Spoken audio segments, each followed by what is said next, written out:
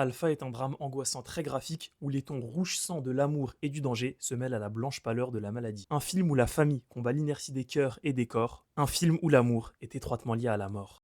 Alpha, troisième et dernier film en date de Julia Ducournau, est enfin en salle. Au Festival de Cannes, là où je l'avais vu pour la première fois, il avait grandement divisé, mais personnellement, je me range du côté de ceux qui ont adoré. Pour faire simple, le film raconte l'histoire d'Alpha, dont la vie bascule après une séance de tatouage sauvage, alors qu'un virus à transmission sanguine se propage. Le parallèle avec le sida peut donc être rapidement trouvé. Pour autant, ce n'est pas uniquement de cette maladie dont s'inspire l'autrice. En effet, Julia Ducournau veut avant tout parler des périodes anxiogènes propres aux maladies virales méconnues, mais également aux fléaux toxicomaniaques. Ces périodes où la peur prend le pas sur l'humanité et où les supposés contaminés sont dévisagés, stigmatisés, évités et excommuniés. Contraints de se renfermer entre eux et sur eux-mêmes, ils finissent par s'entêter jusqu'à l'excès et s'endurcir jusqu'au décès. L'amour devient alors le seul remède, il comble l'impuissance des humains, il se caractérise par une sœur qui use de son expertise médicale pour enrayer la maladie de son frère, ou d'une mère qui use de ses convictions ou de ses croyances pour sauver son fils. Mais tout autant que la peur, l'amour peut rendre fou ou irrationnel, surtout quand il est nourri par des traumatismes et des remords.